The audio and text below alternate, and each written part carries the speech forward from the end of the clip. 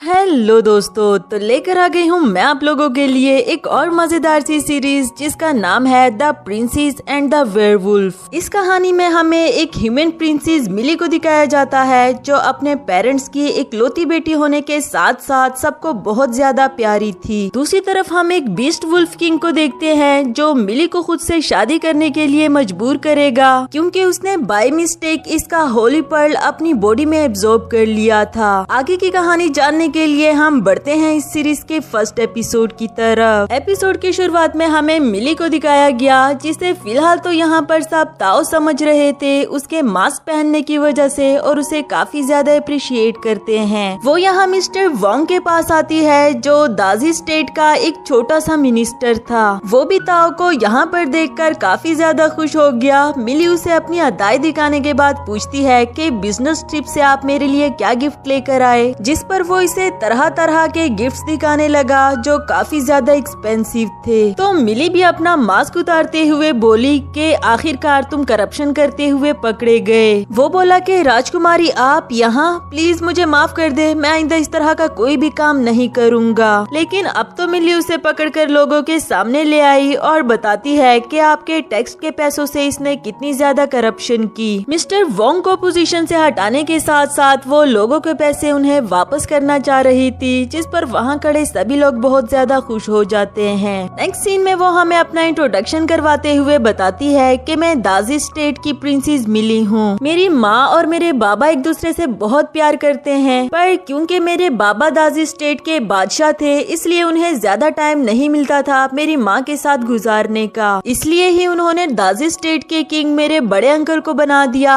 ताकि वो ज्यादा से ज्यादा टाइम मेरी माँ के साथ गुजार सके। अब वो दोनों एक लंबे ट्रिप पर यूरोप जाने वाले हैं, लेकिन जाने से पहले बाबा ने प्रिंसेस को एडवाइस कर दी कि तुम्हें भी अब अपना लाइफ पार्टनर चूज कर लेना चाहिए, और हाँ, अपना लाइफ पार्टनर चूज करते हुए सिर्फ अपने दिल की सुनना। नेक्स्ट सीन में हमें हमारे मेल लीड ज़ूकाई को दिखाया गया जो कि बीस्ट क्लैन का वुल्फ किंग था। वो खुद से कह रहा था कि मेरी बॉडी वीक से वीकर होती जा रही है, इसलिए मुझे जल्द से जल्द उस होली पर्ल को ढूंढना होगा। फ्लैशबैक से हम 5 साल पहले का सीन देखते हैं जहां वो बहुत बुरी हालत में एक जंगल में से गुजर रहा होता है। वीक बॉडी की वजह से वो चल नहीं पा रहा था और तभी प्रिंसेस मिली जो कि दरख्त पर चढ़ी हुई थी वो सीधा ज़ूकाई के ऊपर आ गिरी। इसी के साथ ज़ूकाई के पास से वो होली पर्ल सीधा मिली की बॉडी में एब्जॉर्ब हो गया, जिसे आज तक वुल्फ किंग ज़ूकाई ढूंढ रहा है, वरना उसके बगैर उसकी बॉडी को कोई पावर नहीं मिलेगी। नेक्स्ट सीन में दाजी स्टेट की रानी यानी कि मिली की आंटी उसके पास आकर कहती है कि तुम 20 साल की हो गई हो, आखिर तुम शादी कब करोगी? तुम जानती हो ना कि दाजी स्टेट में तो 15 साल की लड़कियों की शादी हो जाती है और तुम्हारी कजन की भी 15 साल में ही हुई थी। लिटिल प्रिंसेस जो कि उसी कजन की बेटी होती है वो बोली कि हाँ हाँ आंटी, अब आप भी अपने लिए कोई जीवन साथी चूज कर लो। मिली जानती थी कि मैं जितना भी इधर उधर कर लूँ आंटी ने मेरी शादी करवाने से तो बाज आना ही नहीं, इसलिए वो बोली कि आंटी आप खुद ही मेरे लिए कोई लड़का पसंद कर लो। इस पर रानी ने उसके सामने बहुत सारे लड़कों की पिक्चर्स पेश करवा दी और उसे कहती है कि ये सभी बहुत बहादुर राजकुमार हैं, तुम्हें इसमें से जो भी पसंद आएगा हम उसको तुम्हारे लिए डन कर देंगे। मिली बोली कि आंटी मेरे लिए तो ये सब एक जैसे ही हैं, खैर आपको जो मेरे लिए पसंद आया समझो कि वो मुझे भी पसंद आएगा। जब आंटी उसके लिए लड़का पसंद करने लगी तो मिली लिटिल प्रिंसेस को चुप रहने का इशारा करके वहाँ से भाग गई, आखिर वो यही तो करना चाहती थी। नेक्स्ट सीन में ज़ूकाई अपने बीस्ट क्लैन से ह्यूमन वर्ल्ड में आता है अपने उस होली पर्ल को ढूंढने के लिए। मिस्टर जीनो उनसे कह रहा था कि राजकुमार अगर आप मुझे इजाजत दे तो मैं आपके लिए यहाँ वो होली पर्ल ढूंढ लूंगा, क्योंकि आपकी बॉडी बहुत ज्यादा वीक हो चुकी, कहीं इसकी वजह से यहाँ के लोगों को हमारे बीस्ट क्लैन के बारे में पता ना चल जाए। पर ज़ूकाई बोला कि नहीं, एक तो तुमने उस लड़की को कभी भी नहीं देखा और दूसरी बात ये कि हमने दाजी स्टेट का कोना कोना जान लिया, बस महल में जाना बाकी रह गया। दूसरी तरफ हमारी राजकुमारी अपने अंकल के लिए एक तगड़ा सा घोड़ा ढूंढ रही थी जो कि आज ही अब्रॉड से ट्रांसफर हुए।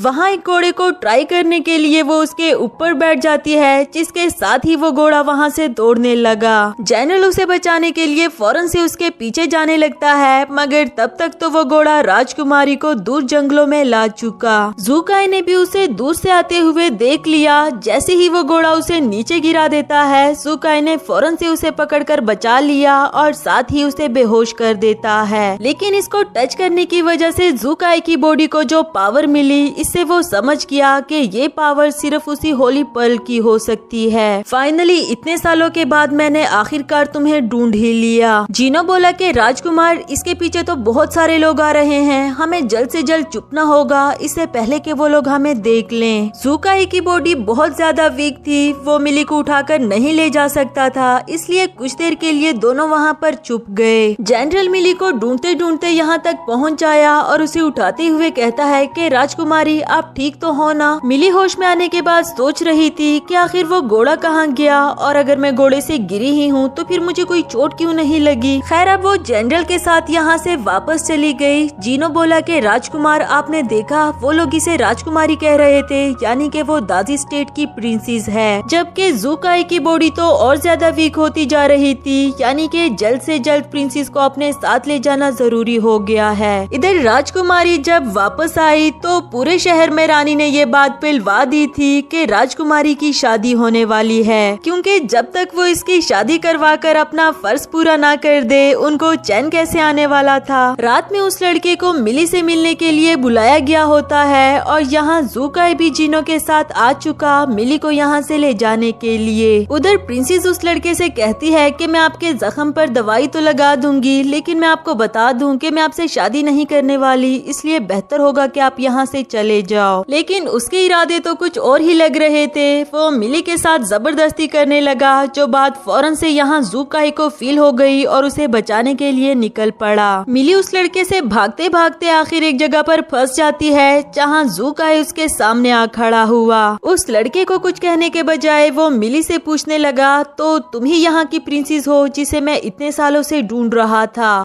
वो बोली कि हाँ मैं ही हूँ, तुम क्यों पूछ रहे हो और तुम हो कौन। ये लड़का भी ज़ूकाई को लाइट लेकर उसके ओर बढ़ने ही लगा था, मगर उसने एक ही झटके में इसे ढेर कर दिया। प्रिंसेस को तो ये सब कुछ देखकर यकीन ही नहीं आ रहा था। वो तो अभी बात बदल कर यहाँ से जाने की कोशिश ही कर रही थी, पर ज़ूकाई ने उसे बेहोश कर दिया। ज़ूकाई की हेल्प करने के लिए यहाँ पर जीनो भी पहुँच जाता है, जिसने वहाँ पर एक गार्ड से उसका बैज ले लिया, क्योंकि हो सकता है कभी उसे यहाँ आने की जरूरत पड़े। नेक्स्ट सीन में ज़ूकाई उसे दूर कहीं जंगलों में ले आया था, जहां वो उसे लिटाते हुए कहता है कि फाइनली 5 साल के बाद तुम्हें मैंने ढूंढ ही लिया। शायद तुम्हें याद भी ना हो कि आज से 5 साल पहले हुआ क्या था। ज़ूकाई अपनी कहानी बताते हुए कहता है कि मैंने माउंटेन से होली पर्ल तो ढूंढ लिया, मगर तभी कुछ अनजान लोगों ने मुझ पर हमला कर दिया, जिनसे जान बचाने के लिए मुझे इंसानों की दुनिया में आना पड़ा, मगर मेरी बॉडी बहुत ज्यादा वीक हो चुकी थी। इससे पहले कि मैं उस होली पर्ल को एब्जॉर्ब कर पाता,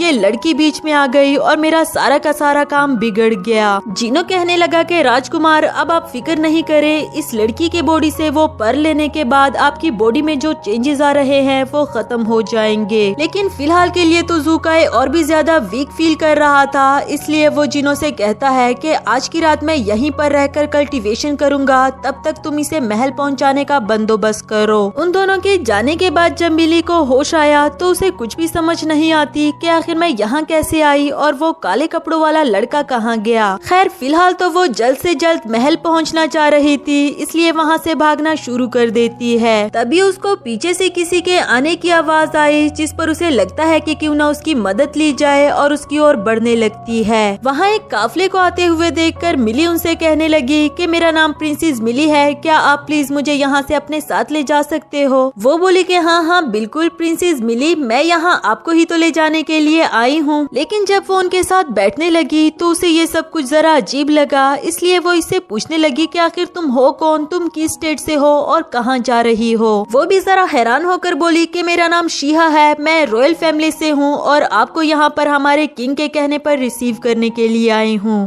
ये सुनकर मिली भी हैरान हो गई कि कौन सा किंग, दासी स्टेट का तो एक ही किंग है जो कि मेरे अंकल है, और तुम मुझे कैसे नहीं जानती, मैं यहाँ की प्रिंसेस। लेकिन शीहा को तो दासी स्टेट के बारे में कुछ भी पता नहीं होता। वो कहती है कि हमारे बीस्ट क्लैन का तो एक ही किंग है जिसका नाम ज़ूकाई है। दोनों ही एक दूसरे की बातें सुनकर बहुत ज्यादा कंफ्यूज हो गई थी और मिली तो उसे चकमा देकर यहाँ से भागने का सोच रही थी, उसे ये कहकर कि मुझे बहुत जोरों का वॉशरूम आया है। जैसे ही वो थोड़ा सा भाग भागकर आगे पहुंच जाती है तो शिहा फौरन से उसके पीछे पहुंच जाए। ये कह करके क्या आपका काम हो गया, तो फिर चले हम। जिस पर मिली हैरानी से पूछने लगी कि आखिर तुम इतना तेज कैसे भागी। वो बोली कि मैं एक बिल्ली हूँ तो